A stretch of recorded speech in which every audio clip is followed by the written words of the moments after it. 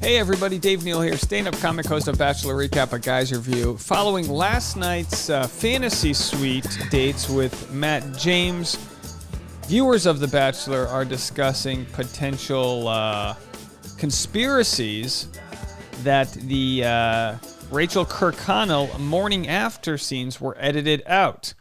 Now, I'm not proud to be using this smut rag called The Sun, but this is just where the story is, so that's where it is.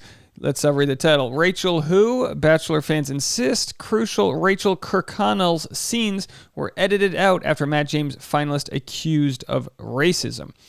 So we'll read the article, but essentially you do the fantasy suite, which for people that are new to The Bachelor, it always blows their mind. I always see comments from people in these Facebook groups. They go, wait a second.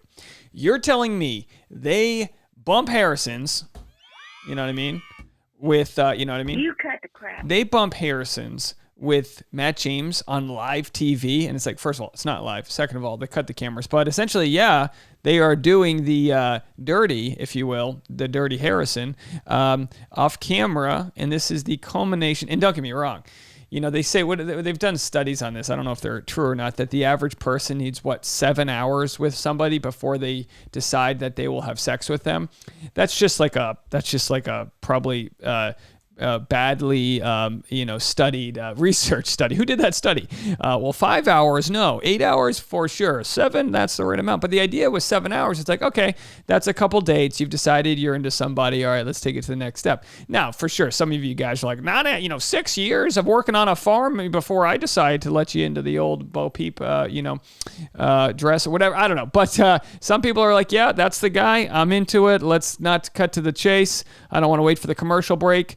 I'm going to do me, you do you, and maybe you doing you will be you doing me. You know what I mean? Who knows? But the deal is that they've been dating for, at this point, several weeks, if not several months. And so they take it to the next step. So that's what it is. But after the fantasy suite, the next morning is when you see them canoodling. And they talk about what the night before was like.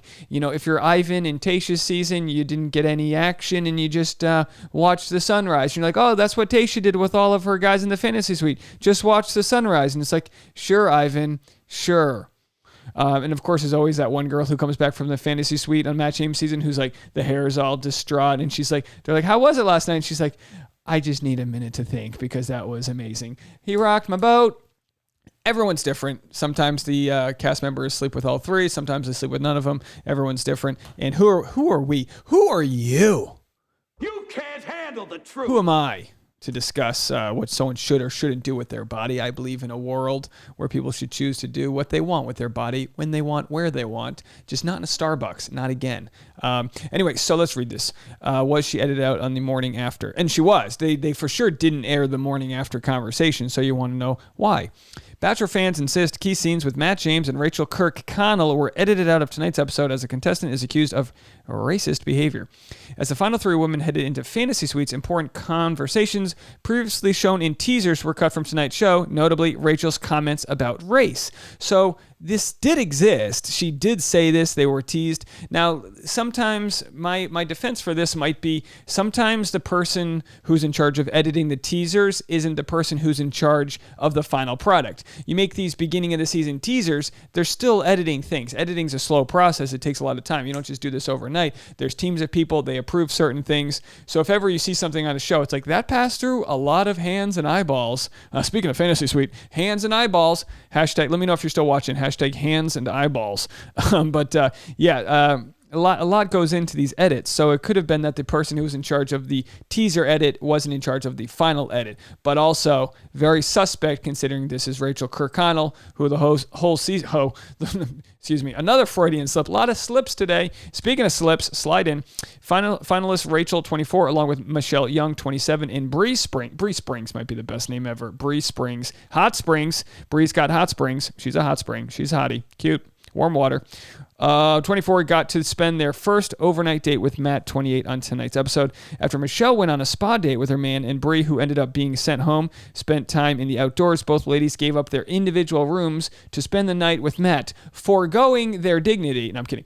As in typical Bachelor tradition, the contestants did an interview the morning after, but did not reveal any intimate secrets.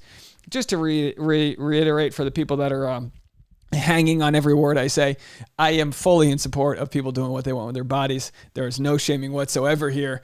Do what you want if it feels right. I would say this, if you're the lead of the show, try not to hook up with someone you know you're about to send home. Just saying, save yourself that trouble. It might feel good in the moment, but maybe you need to bump some Harrison beforehand, clear the energy, if you will. Burn some sage, if you know what I'm talking about. Pornhub, okay, as is typical Bachelor tradition. So anyway, third to go on her date was Rachael. Sloppy thirds, and the Georgia native teared up at the beginning of the date after having difficulty hearing about the other women spending their time with Matt. She pushed past the pain and went on a pottery date with Matt Ceramics that ended up turning into a romantic sit-down dinner. Crying, sad. Of course, who wouldn't be sad? By the way, the people that go, you know what you signed up for? It's a show where you have to, share the guy, blah, blah, blah. Listen there, Tabitha. Yeah, Jennifer got mad. I used her name too often. Listen there, Rebecca. Just because you know what you're signing up for doesn't mean you have control of your emotions, right, guys? I mean, you build oxytocin, the commitment molecule. You love somebody, and then all of a sudden you see them bumping H's with somebody else. That can't feel good. Especially when you're someone like Rachael, who's beautiful in her own right. She's probably used to guys fighting over her, and now she's got to. This is what I love about The Bachelor: is women.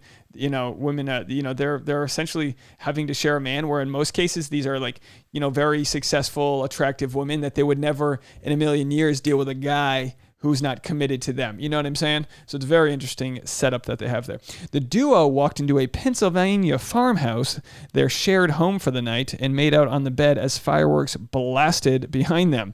As cameras returned the following morning, Rachel's expected interview was completely cut out of the show. Instead of the contestants talking about their experience the night before, as Brie and Michelle and Brie did, Rachael was simply not shown, and the scenes went straight to the rose ceremony. Fans were taken aback by the move, with one exclaiming, "They skipped the post-morning interview with Rachael." Dang, they didn't even show Rachel's morning after. They're really trying to cut her out when possible. Now, are they trying to cut her out, or are they going to save some of the clips from that conversation on the after the final rose? I'm not sure. I'm not sure what's going on here. So anyway, what else we got? One more key scene that was noticeably cut from the episode was a discussion Rachael had with Matt about race.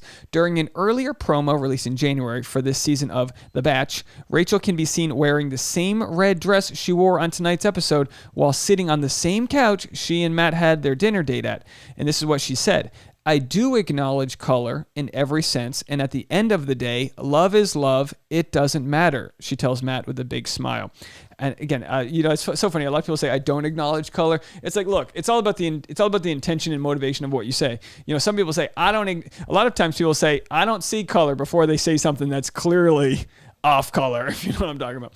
However, despite the scene appearing to be, that's like when someone says, not to be offensive. I got a comment yesterday. Look, I don't mean to offend you. It's like, well, I'm about to hear a really sweet comment. No one's ever like, leave a comment, guys. I'd love for someone to leave a comment and go, "Dave, not to offend you, but," and then insert the nicest compliment. I never get that. "Dave, not to offend you, but that shirt really brings out your eyes." I'd be like, well, I do declare. Thank you so much for that.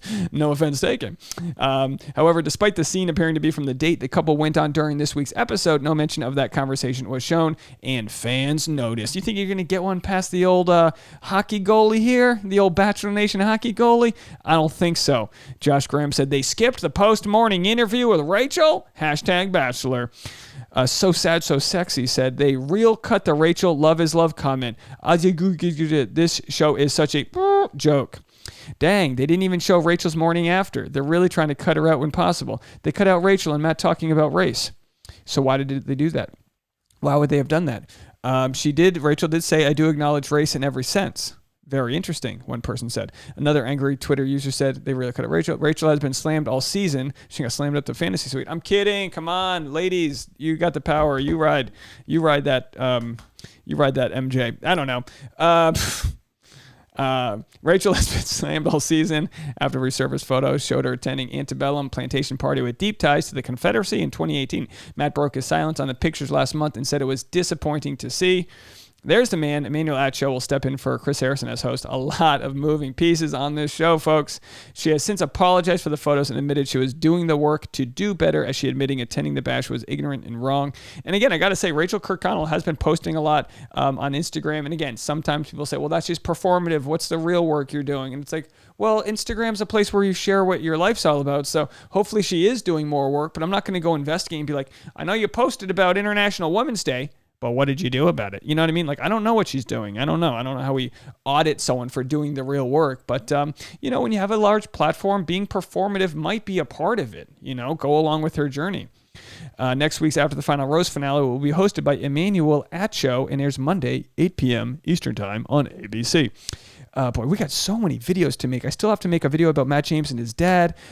This is the Rachel scene edited. Rachel Lindsay said she's done with the show. I got that video coming up. Do you guys want any non-Bachelor videos? There's a Too Hot to Handle story about Haley and Francesca. Apparently, they broke up their friendship. They were very tight friends because Francesca, the Canadian influencer, found out she had COVID 3 separate times and still hung out with friends in hotels all across Florida or wherever they were.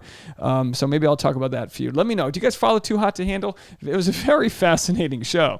It was very different from The Bachelor, but also very interesting. Basically, how it works is you're able to win $100,000, but every time you kiss somebody or have something like fornicate or different things happen, you slowly lose money for the pot. So if you want everyone to win the money, you have to not be sexually into someone else. It's a very interesting premise. The show's on Netflix. Anyway, back to this. Is this the end of this? So anyways, we'll have to see what happens. We'll have to see what happens on After the Final Rose. Why would they get rid of Rachel saying she doesn't see color and everything does not fit the agenda that they're trying to get across? Clearly, Rachel's got a complicated history where she has done things that she has now apologized for. The question is, are they manipulating who she is today and who she is in her relationship with Matt? I'm not sure about that, folks. I don't really know. We got a ton more videos to come. Check out the other videos I got going on. Very interesting Bachelorette twist that I just posted. And I'll be talking about Matt James and his dad, which is a heavy video I'm sort of avoiding because I got a lot of research to do on it because I really want to get this one right. But tons going on. Leave a comment, hit the like button, and I'll see you guys in a little bit. Bye-bye now.